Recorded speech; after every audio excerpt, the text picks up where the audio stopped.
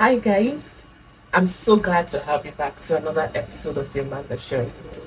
As usual, on this show we delve into new stories happening in the world and how it affects Africa. So think of it like geopolitics from an African perspective. We are going to talk about three stories today that I think are very important, especially now in the way the world is changing rapidly. The first is a question that has been on my mind. Now, a few days ago, Marine Le Pen, the opposition politician in France, was arrested. And most people are saying it's political. I think it's political. But my question is, was her visit to Africa the reason Macron had her arrested? Well, I'm going to try my best to answer that in this episode of the Amanda Show. Secondly, there are rumors that Donald Trump is questioning AFRICOM. You know what AFRICOM is? It's the United States, the Pentagon's arm that focuses on Africa, which is Africa Command. Donald Trump is questioning the sense of it, and I think I like where this is going. And finally, we'll round off this episode of the Amanda Show by talking about the meeting between the foreign ministers of the Alliance of Sahel States and the foreign minister of Russia, that is Sergei Lavrov. The foreign ministers of the Alliance of Sahel States were in Moscow a few days ago, and they had some interesting discussions that I want us to dive into. Thank you so much for joining me on this episode of the Amanda Show. If you're new here, my name is Amanda Akalanu. Don't forget to like this video, subscribe to this channel, and share this video with your family and your friends so that we can spread this word about Africa's place in a multipolar world, discussing geopolitics from an African perspective. Let's dive into today's video. Well, it's not news that Marine Le Pen has been arrested. In case you don't know who she is, she's like the opposition party in France, who is very popular. She's more like a populist, and a lot of people in France love what she's saying. So she was arrested on charges, and sentenced to I believe it's 5 years in prison. She was saying, and then she was also barred from running for public office. Well, a lot of people are losing their minds over this, and rightly so. There's an aspect to this that many people are not talking about. Before this week where she was charged and then sentenced to giving her prison sentence, she was in Africa. I believe she was in Chad 2 weeks ago.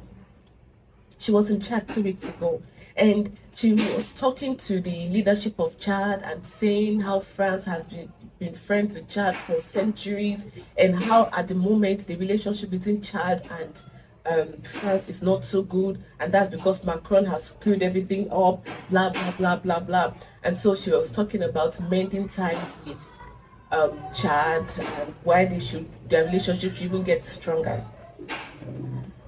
Thinking that this is one of the reasons, but quite alright though, she's a populist, and as a populist, most of these globalists, they do not like leaders that speak about their country. The same way they have issue with the America First movement. But why I'm bringing this up is because I think that personally, France losing its stronghold in Africa is a personal pain to Macron. Because imagine 2 weeks ago, she came to Chad and really said Macron has screwed up France's foreign policy in Africa, right? And then a little while after that, she's arrested. A little while after that, she's charged to court. A little while after that, she's found guilty. And so that's why I don't think that her prison sentence or her arrest can be looked away from the whole France losing its foothold in Africa. Macron looks at the loss in Africa. This is my opinion though. Macron looks at the loss in Africa. It pains him personally, which is one of the reasons why, if you listen to him several times, he has said the reason that France has lost influence in Africa is because of Russia. Then you hear him say, that United States and the EU have to keep staying with Russia, because if they do not stay with, so we have to keep staying with Ukraine and supporting Ukraine, because if they do not support Ukraine, Russia is going to go blah blah blah. That, in fact, I've heard Macron say this several times. Macron has said this several times, that France losing its foothold and its stronghold in Africa is because of Russia and Putin. Now, each time he has said this, I have said the most common sense thing. It's just very, to show how detached he is from reality. Do you get? And how detached the whole France political establishment is detached from reality. That the reason that Africa kicked out France is not because of France policy in Africa. No, it's because of the Russians. Because if it was not because of those pesky Russians, the Africans are not smart enough to understand that our policy towards Africa is very exploitative and disrespectful and demeaning. No, the Africans will be happy to be our subjects.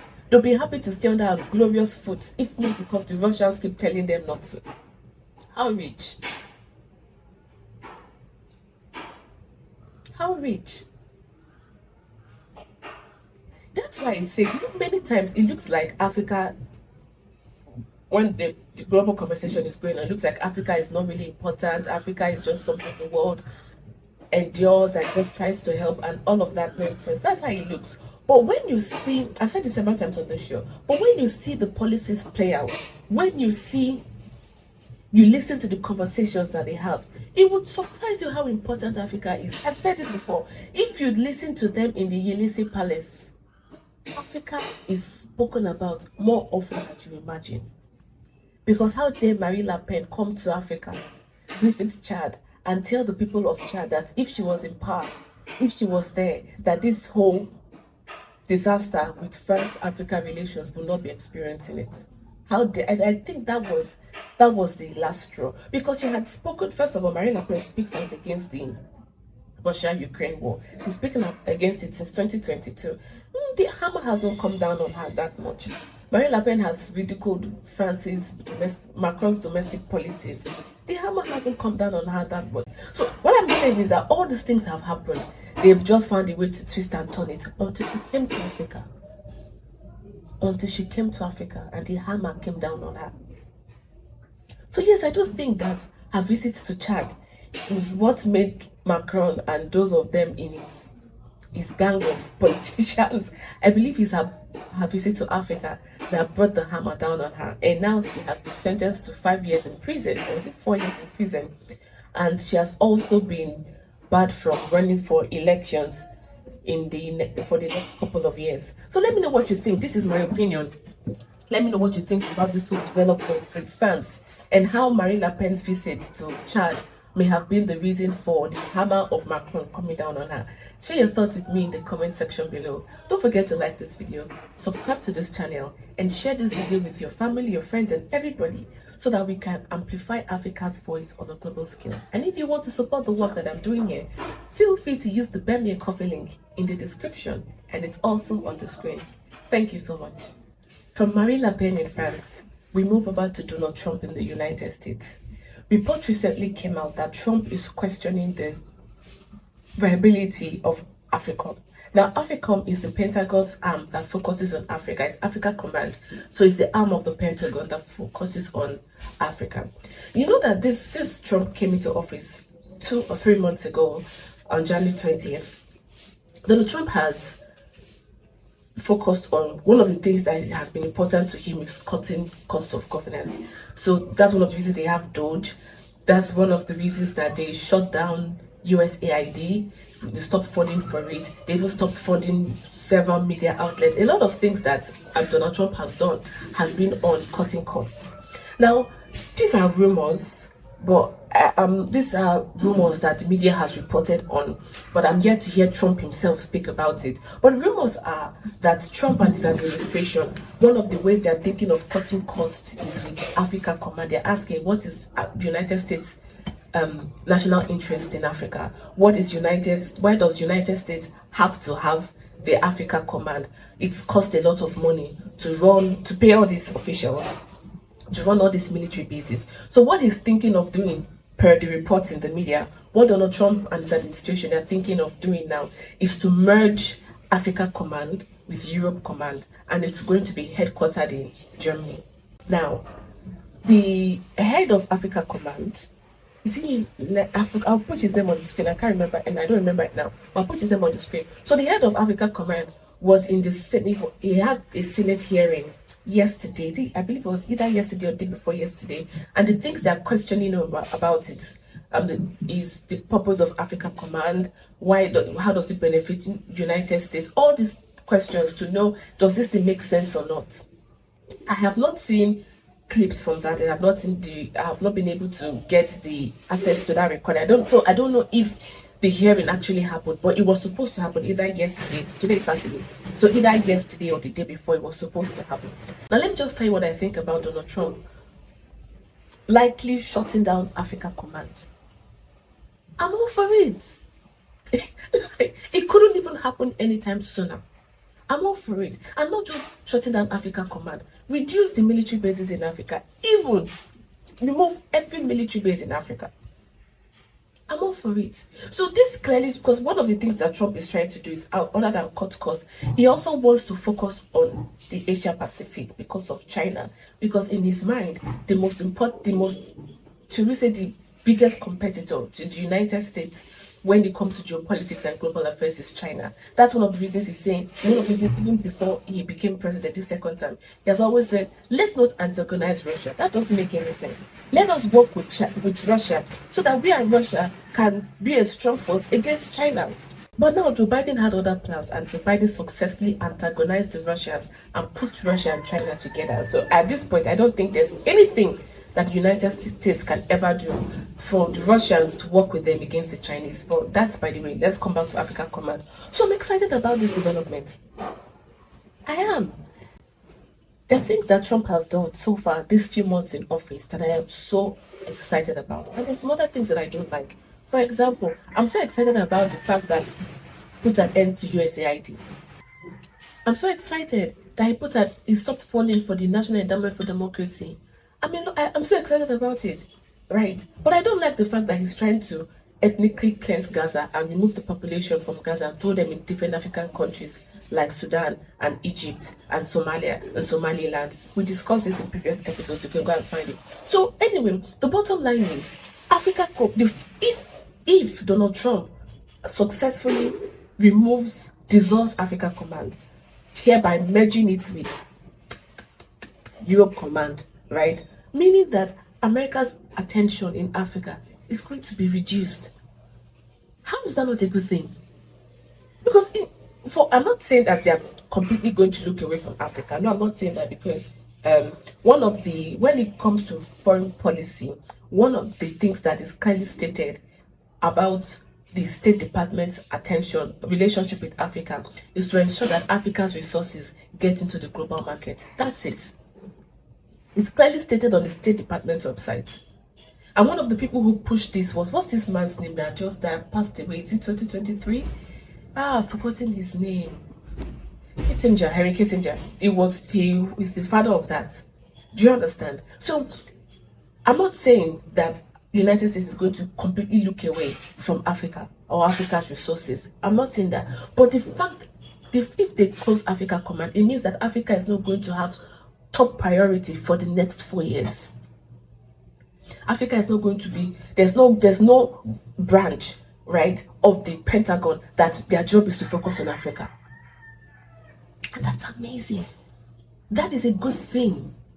And who knows, this can even serve as a solid groundwork for shutting down some military bases in Africa. I'm not saying US is going to shut down every single military base in Africa. I don't think that's going to happen. But the more I look at the way Trump is moving, the more I think that there's a possibility that Trump is going to close down maybe some military bases in Africa. See, the one in Somalia is likely to stay there because they need it for Israel. Do you understand? They need it for Israel. But some other military, maybe like that one in Ghana, it's not a full military base, but it's acting like military base, it's not military base. That one in Ghana is likely going to, if I'm thinking, they may shut that one down. But this is me speculating here. But the most important thing I want to announce is that Trump is beginning to question the necessity of having an Africa Command. And I agree with him. There's no need for having Africa Command.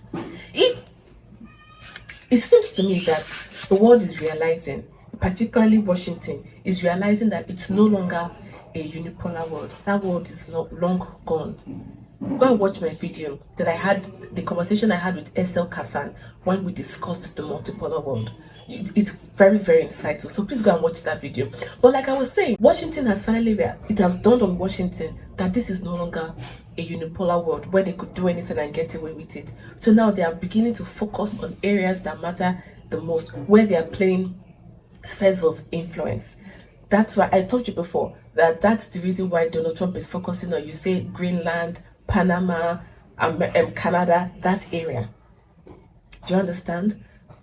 Russia, in fact, they want a special envoy from Vladimir Putin was in Washington. I think he's even still in Washington when I'm recording this video.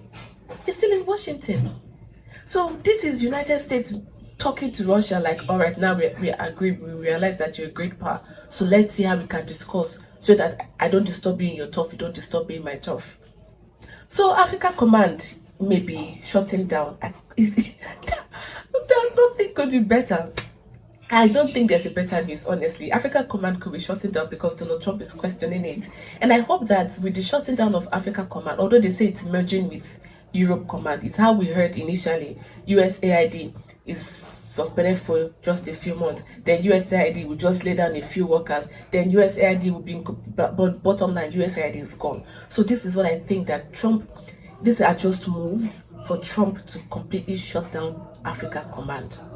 When they merge it with Europe, they will definitely lay off, they will definitely shed weight, maybe some unnecessary bureaucrats that jobs are not necessary, they can fire some people, but they are going to shed weight. When they shed weight, meaning that they do not have even a lot of staff to focus on all of Europe and all of Africa. Meaning that Africa is no longer priority when it comes to Pentagon, right? Military, maybe soft power, yes, with propaganda and all of that. But Africa is, these are rumors, but see if the rumors are true, Africa is not going to have such a priority in Donald Trump's administration. So AFRICOM can be closing down, and I'm all here for it. Let me know what you think about these rumors that Africa Command could be shut down and merged with Euro Command. Let me know what you think about that in the comment section below. As usual, don't forget to like this video, subscribe to this channel, and share this video with your family, your friends, everybody, so that we can amplify Africa's voice on a global scale. And if you want to support the work that I'm doing here, please feel free to use the Buy Me a Coffee link now in the description, and it's also on the screen. Thank you so much.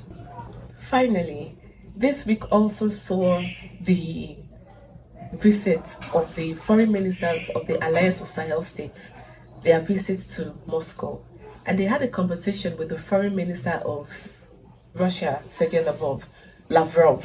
And their conversation bordered around a lot of things. The relation, how Russia has been a friend of Africa, and how Russia has supported the AES states, how Russia is, how they can integrate strongly together. They spoke about politics. Russia said they are going to support AES states and their political integration. They spoke about military. They also spoke about economics. Everything. In fact, one of the things that the foreign minister of Mali said, Ukraine is a state sponsor of terrorism, because last year, as we discussed it on the show, last year, I think, was it not the foreign minister of Ukraine, something like that, but they admitted to one of the officials in Ukraine admitted to supporting the terrorist group in the Sahel region. In fact, there was this very deadly attack that the terrorists did in Mali that killed a lot of civilians, killed a lot of Malian soldiers, and also killed some Russians that were working with the military in Mali, working with them to fight terrorism. So when that thing happened, Ukraine came out and said they are responsible for it. They gave them intelligence. A lot of things. Ukraine said they were supporting the terrorists in Sahel, and we spoke about it on this show. So anyway, the foreign minister of Mali, because of that incident, of course, they cut off diplomatic relations with Russia. But he now said that Ukraine is a state sponsor of terrorism.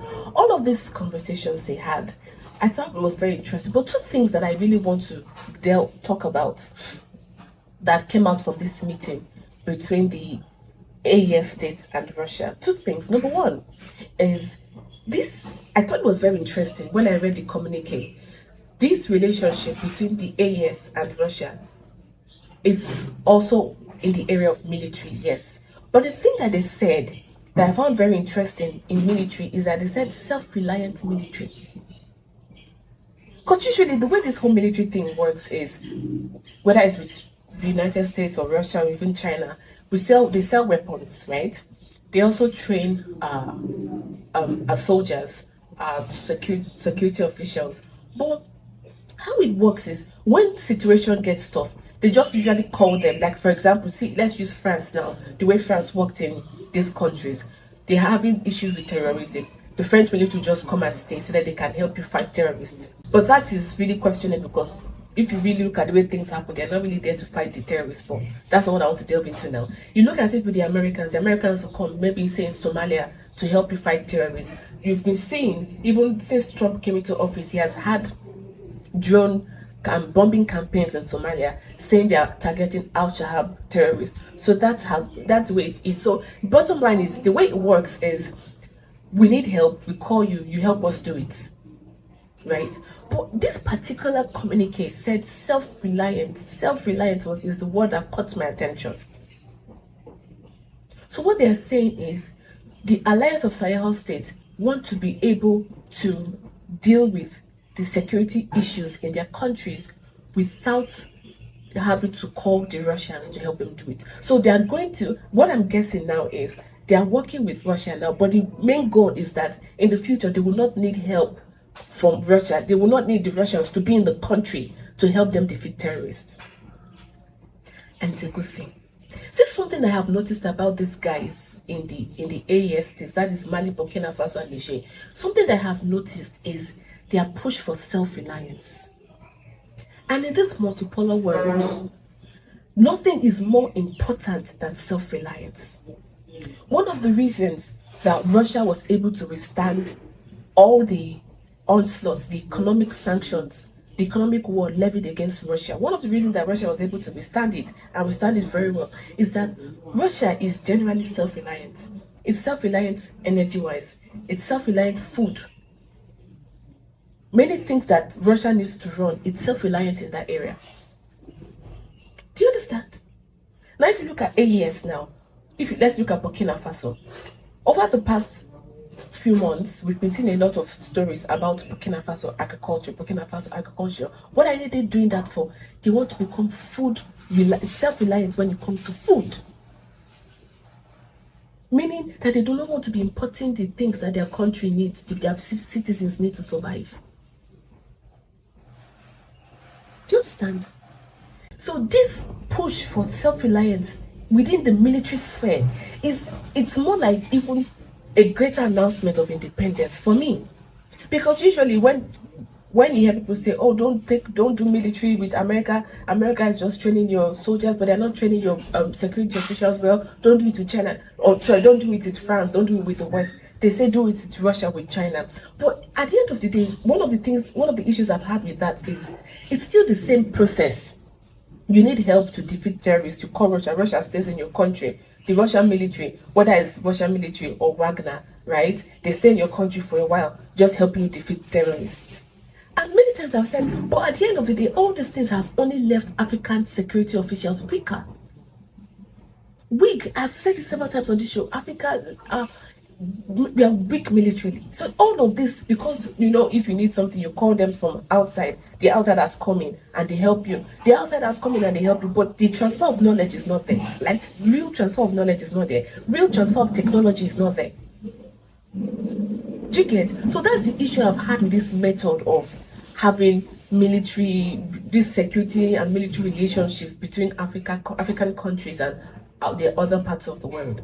But now, this Alliance of Sahel states is making me very happy, because clearly in the communique, it states it very clearly in black and white.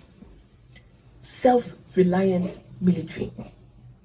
That therefore, in the near future, Burkina Faso, Mali, and Niger, they are working on a future where they can handle their security needs internally without having to call outsiders, not the Americans, not the Chinese, not the French, and not even the Russians. And that is a good thing. And I really hope that what these countries are pushing for, serves as a model to other countries across Africa. That there is nothing more important than self-reliance. Okay, look at Donald Trump announced tariffs.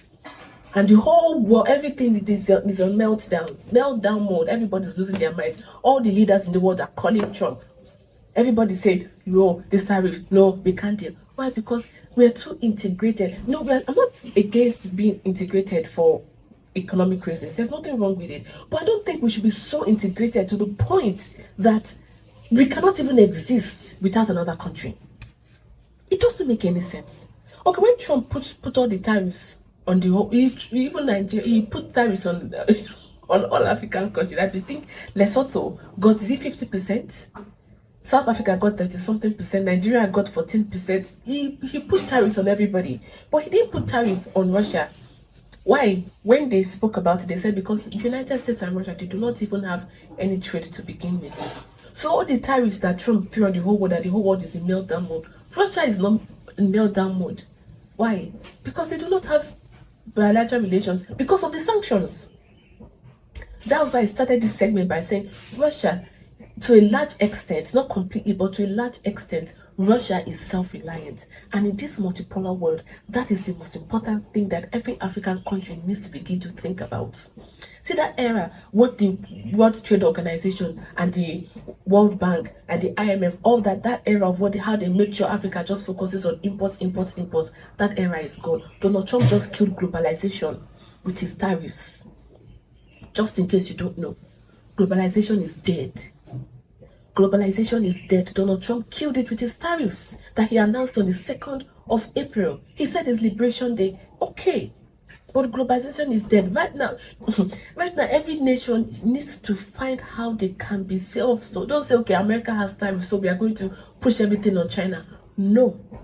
Let us copy Mali, Burkina Faso, and Niger and look for self-reliance in every area. Energy, food, military, technology, everything. Well, because Africa still has a long way to go to catch up with the rest of the world. So we actually need them to teach us. We need to learn. But as we are learning that, let's not be learning that so that we can be dependent on them. No, let's be learning that so that we can stand alone. So we can stand alone. That's the first part of that communique that I wanted to delve into. The second part of the communique that I find very interesting is that this meeting between Russia and the Alliance of the Sahel states is not a one-off thing. No. They said they're going to have, it's going to be often. I'm guessing probably it's going to be an annual thing, right? It's going to be an annual thing because even they said, the communique mentioned that, or was it even Lavrov? But anyway, from that meeting, it was mentioned that Russia and the AES, they're going to speak with the African Union, and the African Union is going to now give them venue for the next one because they want to do it between Africa and Russia. So the first one now is in Russia. The next one is going to be in an African country. After that, probably Russia. But what I'm saying now is now look at how these things may pan out. I'm calling this first. You're hearing this. I've not heard anyone say this. So I'm probably the first person to mention this now in the whole world. But look at how this may pan out. When you're having, should we say conferences or forums? Let's use the word forum. When you have forums like this, say, let's just say, okay, the next one is going to be in, say, Mali, right? Mali could now invite some African countries to just participate in the forum. They're not necessarily members of the AES, but they could just participate in the forum and say they invite Ghana, and the foreign minister of Ghana goes to Mali. They invite him South Africa, or okay, let's use it within West Africa. They invite Senegal. The foreign minister of Senegal says, "Oh, we're not fighting with Mali. Go." They invite Nigeria. Before you know what's happening, it could be all ECOWAS countries. I just visit.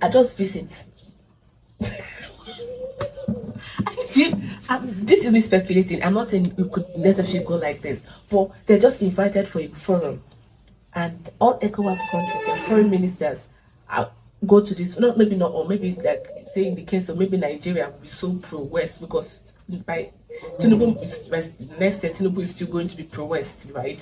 So Nigeria might not be there, but even if it's only 5 ECOWAS countries or 6 ECOWAS countries, then they come in and they're part of they're in the meeting, in the forum, they're part of the conversation. During the conversation, they now discuss Russia and the AES states and say, oh, this is the economic thing that we're doing now within the AES, with AES, they maybe we want to build this railway. Then Senegal says, oh, we don't mind, the railway can also pass here. Do you understand? Senegal say, oh, we can be a part of that. No, they are not necessarily part of, now these West African countries are not necessarily part of the AES. They're all still ECOWAS guys. They're not part of the AES, but they've been invited for this forum and they are participating in the forum, and they're also taking advantage of the business opportunities. Maybe Russian businesses are looking for places to set up an industry or a factory. Do you get? You want to set up a factory, a Russian business, say, let's just use like chocolates. You want to set up a chocolate factory, and then Ghana says, oh, we're a large producer of chocolate. We and Cote d'Ivoire, we can do it together.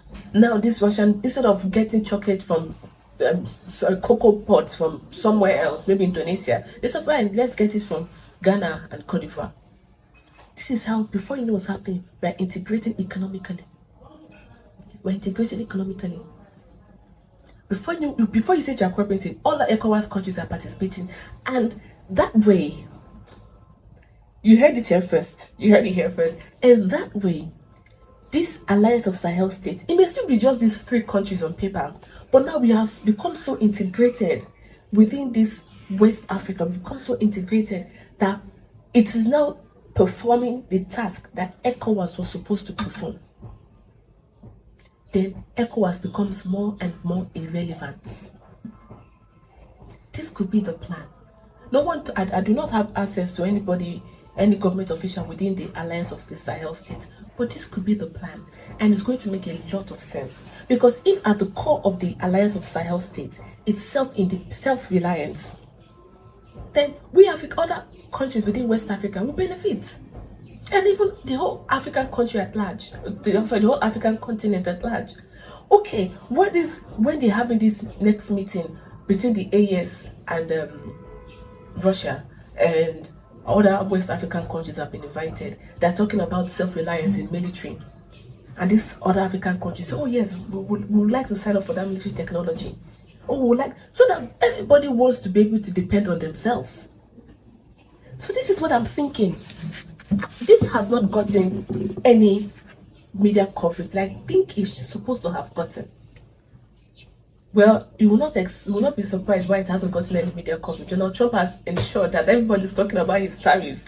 But this is one of those news stories that just flew by last week. It just happened and everyone is just moving forward. But in fact, this wasn't what I initially wanted to talk about. I wanted to talk about Somalia offering some of its military base to US. There was even the option to discuss the what's his name, the president of the DRC, where he says Trump should come and work with them in the DRC for Trump to have access to $12 trillion of rare earth minerals from the DRC, so that Trump can bring US military to help them deal with this Rwanda-backed M23 rebels. So there were a lot of things to talk about this week, but I said let me talk about this AES and Russia, because it seems like they are forming a new world, an alternative to ECOWAS, they don't necessarily have to have all these West African countries sign up and say we are joining the AES. It could just be with military, economic cooperation, and business opportunities that are being discussed. They just invite them, they come in, and before you know what's happening, we are so integrated that ECOWAS is just very, very useless, as it has always been anyway. So let me know what you think about this development between the alliance of the Sahel states and Moscow. Let me know what you think about that in the comment section below. Don't forget to like this video, subscribe to this channel, and share this video with everybody you love, so that we can awaken Africans and the rest of the world to what is going on in Africa. And if you want to support the work that I'm doing here, I'm doing a lot of work. It takes a lot of effort and a lot of process to produce these videos. And I appreciate those of you who have supported me so far. I have a Buy Me a Coffee link in the description, and it's also on the screen, so you can support this work financially. Thank you so much for joining me in this episode of The Amanda Show, and I'll see you in the next video. Bye-bye.